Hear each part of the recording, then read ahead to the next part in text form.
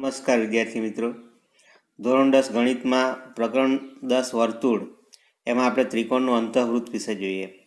અંતઃવૃત્ત એટલે અંદરની તરફ આવેલું વર્તુળ જે ત્રિકોણની ત્રણેય બાજુઓને સ્પર્શે છે. વ્યાખ્યા જોઈએ તો ત્રિકોણની અંદર સમાયેલ અને ત્રિકોણની ત્રણેય બાજુઓને સ્પર્શતા વર્તુળને ત્રિકોણનું અંતઃવૃત્ત કહેવાય છે. તા કાટકોણ ત્રિકોણમાં અંતઃવૃત્ત છે એટલે કે અંદર તરફ આવેલું વર્તુળ જે ત્રિકોણની ત્રણેય બાજુઓને સ્પર્શે છે. તો એ વર્તુળની ત્રિજ્યાને અંતઃત્રિજ્યા કહેવાય અને એનું કેન્દ્રને અંતઃકેન્દ્ર કહેવામાં આવે છે. આપણે ફક્ત કાટકોણ ત્રિકોણમાં આ જોવાનું છે. તો કાટકોણ ત્રિકોણમાં અંતઃત્રિજ્યા શોધવાનું સૂત્ર આપણે જોઈએ તો કાટખૂણો સમાવતી બે બાજુનો સરવાળો. તો આ ત્રિકોણ એબીસી કાટકોણ ત્રિકોણ છે જેમાં બી ખૂણો કાટખૂણો છે. તો કાટખૂણો સમાવતી બાજુ કઈ થશે? એબી અને બીસી થશે. તો કાટખૂણો સમાવતી બે બાજુઓનો સરવાળો કરો ઓછા કર્ણ ભાગ્ય કેટલા કરો? 2. તો કાટકોણ ત્રિકોણ એબીસીમાં ખૂણો બી કાટખૂણો હોય તો ત્રિકોણ એબીસીની અંતઃત્રિજ્યા આર બરાબર સૂત્ર કયું મળશે? કાટખૂણો સમાવતી બે બાજુ એટલે એબી વત્તા બીસી એનો સરવાળો થઈ ગયો ઓછા કર્ણ એટલે એસી ભાગ્યા 2 થશે. આ સૂત્ર પર આધારિત દાખલા પરીક્ષામાં પૂછાય છે. હવે ચતુષ્કોણનું જોઈએ તો જે ચતુષ્કોણનું અંતઃવર્તુળ મળે તે ચતુષ્કોણની સામસામેની બાજુઓની બંને જોડની બાજુઓની લંબાઈનો સરવાળો કેવો હોય છે? સમાન હોય છે. તો અહીંયા આગળ ચતુષ્કોણ એબીસીડી છે તેને એક વર્તુળ અંદરની તરફ આવેલું છે અને ચારે બાજુએ સ્પર્શે છે. તો ચતુષ્કોણ એબીસીડી એક વર્તુળને પરિગત છે એટલે બહારથી સ્પર્શે છે ચતુષ્કોણ એબીસીડી એટલે એને પરિગત કહેવાય અને અંદરની તરફ હોય તો અંતઃવૃત્ત કહેવામાં આવે.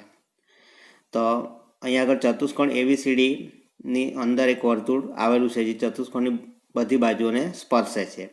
પી ક્યુ આર ને એસ એના સ્પર્શ બિંદુઓ છે. તો એની સામસામેની બાજુઓ એટલે કે એબી એની સામેની બાજુ સીડી અને એડી તો એની સામેની બાજુ બીસી. તો સામસામેની બાજુઓનો સરવાળો કેવો હોય છે? સમાન હોય છે.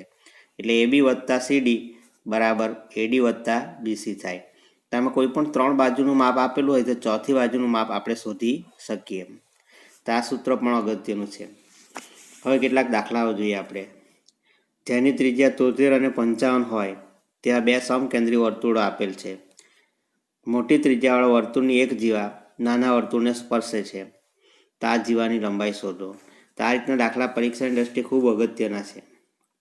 સમકેન્દ્રી વર્તુળની વ્યાખ્યા આપણે જોઈ. કેન્દ્ર એક જ અને ત્રિજ્યા જુદી જુદી હોય તેવા બે કે તેથી વધારે વર્તુળને સમકેન્દ્રી વર્તુળો કહેવામાં આવે છે. તો અહીં આગળ બે સમકેન્દ્રી વર્તુળ આવેલા છે. તો એમાં મોટા વર્તુળની ત્રિજ્યા 73 અને નાના વર્તુળની ત્રિજ્યા 55 છે. મોટા વર્તુળની જીવા એબી છે જે આપણે શોધવાનું છે. તો અહીં આગળ આપણે લખી દઈએ મોટા વર્તુળની જીવા એબી અને નાના વર્તુળને તે એમ બિંદુમાં સ્પર્શે છે. તો એ જીવાની લંબાઈ આપણે શોધવાની છે. તો પ્રમેય નંબર 10.1 મુજબ ઓએમ લંબ એબી થશે. ત્રિજ્યા અને સ્પર્શક પરસ્પર લંબ હોય છે. તો અહીંયા આગળ આ કાટકોણ ત્રિકોણ બનશે. આ ખૂણો 90 થશે એટલે તો કાટકોણ ત્રિકોણ OMA માં એમ ખૂણો 90 છે માટે આપણે પાયથાગોરસના સિદ્ધાંતનો ઉપયોગ કરીએ તો OA નો વર્ગ બરાબર શું થશે? OM નો વર્ગ વત્તા AM નો વર્ગ થશે. OA એટલે મોટા વર્તુળની ત્રિજ્યા એટલે 73 નો વર્ગ થશે બરાબર OM એટલે નાના વર્તુળની ત્રિજ્યા એટલે 55 નો વર્ગ થશે વત્તા AM નો વર્ગ. AM શોધીશું આપણે એનો બમણા કરીશું એટલે જીવાની લંબાઈ મળશે. તો AM સ્ક્વેર બરાબર આપણે લખી શકીએ 73 નો વર્ગ ઓછા અને આપણે આ બાજુ લઈ જઈએ એટલે 55 નો વર્ગ થશે. તો આ મોટી રકમ આવે તો તેના માટે આપણે એને સૂત્રમાં કન્વર્ટ કરીએ તો એક વખત વત્તા ને એક વખત ઓછા. તો 73 વત્તા 55 ને 73 ઓછા 55 તો 73 વત્તા 55 128 થશે ને ઓછા 73 ઓછા 55 18 થશે. પછી આપણે એના અવયવ પાડી દઈએ તો 64 દુ 128 ને 9 દુ 18. 64 એટલે 8 એનું વર્ગમૂળ 8 થાય. 2 ગુણ્યા 2 એટલે એનું વર્ગમૂળ આપણે 2 લીધું અને 9નું વર્ગમૂળ 3 એટલે આખાનો વર્ગ થશે. એટલે 8 દુ 16 તારી 48 આખાનો વર્ગ. તો AM નો વર્ગ બરાબર 48 નો વર્ગ એટલે AM બરાબર કેટલા આવશે? 48 આવશે. તો જીવા AB એટલે 2 ગુણ્યા AM તો 2 ગુણ્યા 48 એટલે 96 આવશે. તો આ રીતે આપણે સમકેન્દ્રી વર્તુળમાં મોટા વર્તુળની જીવાની લંબાઈ શોધી શકીએ. બીજો એક દાખલો લઈએ આપણે. ઓ કેન્દ્રિત વર્તુળના બહારના ભાગમાં કેન્દ્રથી 34 એકમ અંતરે બિંદુ પી આવેલ છે. તો પીમાંથી વર્તુળને દોરેલો સ્પર્શક વર્તુળને ક્યુમાં સ્પર્શે છે. જો પી ક્યુ બરાબર 16 હોય તો વર્તુળનો વ્યાસ શોધો. એટલે પહેલાં આપણે ત્રિજ્યા શોધવી પડશે. આગળ પણ આ રીતના દાખલા આપણે જોયા, બરાબર. પાયથાગોરસના સિદ્ધાંતનો ઉપયોગ કરવાનો છે. પણ રકમ જે આપેલી છે તે પ્રમાણે આકૃતિ દોરતા આવડવું જોઈએ. તો ઓ કેન્દ્રિત વર્તુળ એટલે કે વર્તુળનું કેન્દ્ર ઓ, એના બહારના ભાગમાં પી બિંદુ કેટલા એકમ અંતર આવેલું છે? 34 એકમ અંતર આવેલું છે. અને એ પીમાંથી વર્તુળને સ્પર્શક દોરેલો છે, જેનું સ્પર્શ બિંદુ કયું છે? ક્યુ. પી ક્યુ બરાબર કેટલા છે? 16. તો આપણે આ ત્રિજ્યા શોધી શકીએ પાયથાગોરસના સિદ્ધાંતની મદદથી. ક્યુ ખૂણો 90 છે, કારણ કે ત્રિજ્યા અને સ્પર્શક પરસ્પર લંબ હોય છે. પ્રમેય નંબર 10.1. તો કાટકોણ ત્રિકોણ ઓ ક્યુપીમાં ક્યુ ખૂણો કાટખૂણો, એટલે આપણે પાયથાગોરસના સિદ્ધાંતનો ઉપયોગ કરીએ તો ઓપીનો વર્ગ બરાબર પી ક્યુનો વર્ગ વત્તા ઓક્યુનો વર્ગ થશે. ઓપી એટલે 34નો વર્ગ, પી ક્યુ એટલે 16નો વર્ગ વત્તા ઓક્યુનો વર્ગ. તો ઓક્યુનો વર્ગને સૂત્ર કરતાં બનાવીએ તો 34નો વર્ગ એટલે 1156 અને 16નો વર્ગ એટલે 256. એમાંથી આપણે બાદ કરીએ એટલે 900 આવશે. તો ઓક્યુનો વર્ગ બરાબર 900, એટલે ઓક્યુ બરાબર એનું વર્ગમૂળ કેટલું આવે? 30.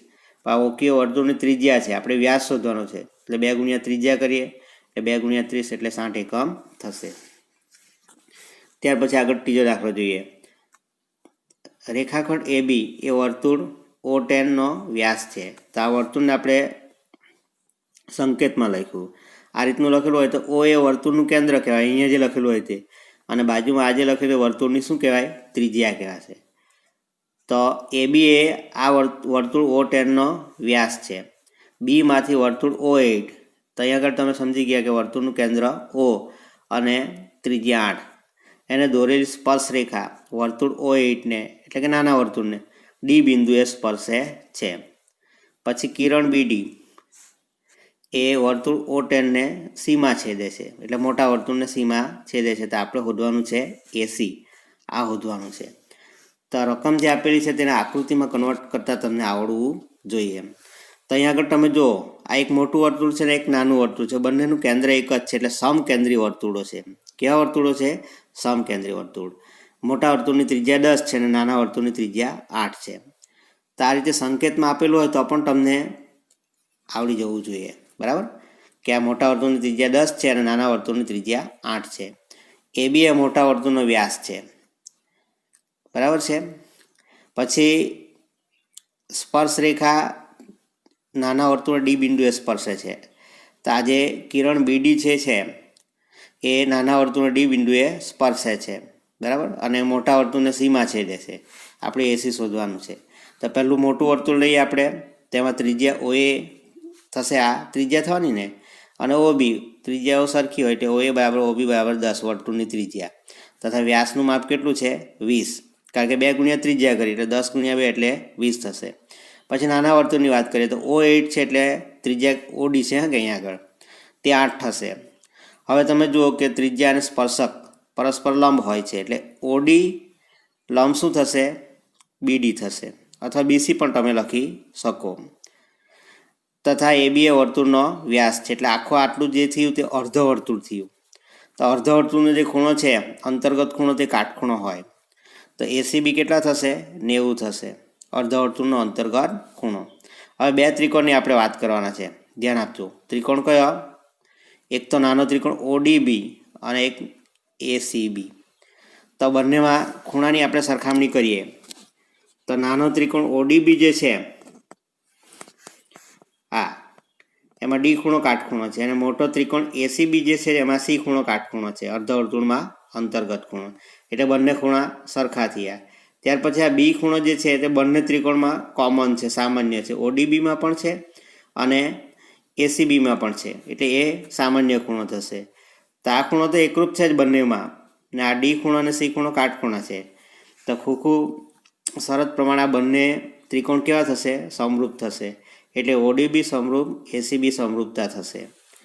તો બાજુઓનો ગુણોત્તર સમાન થાય તે પ્રમાણે આપણે જોઈએ તો ઓડીના છેદમાં આપણે શું લખી શકીએ? એસી બરાબર ઓ બીના છેદમાં એ બી આપણે લખી શકીએ. ઓડી એટલે શું?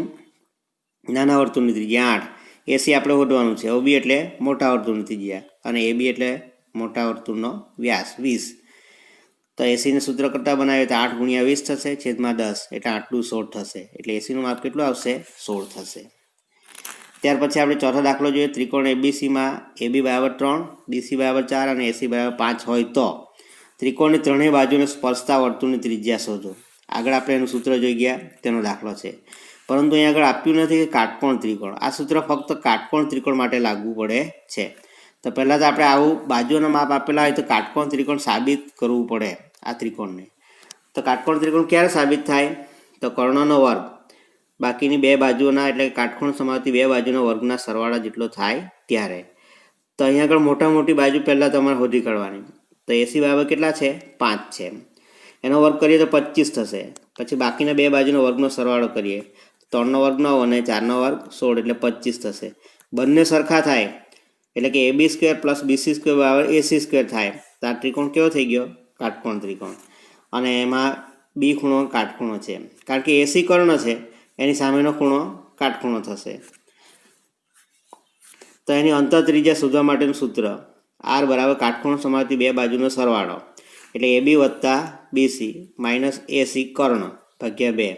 તો AB એટલે 3, BC એટલે કેટલા? 4, ઓછા કર્ણ એટલે 5. તો 4 ને 3 7, ઓછા 5 એટલે 2 થશે ભાગ્યા 2 એટલે કેટલો જવાબ આવશે? 1.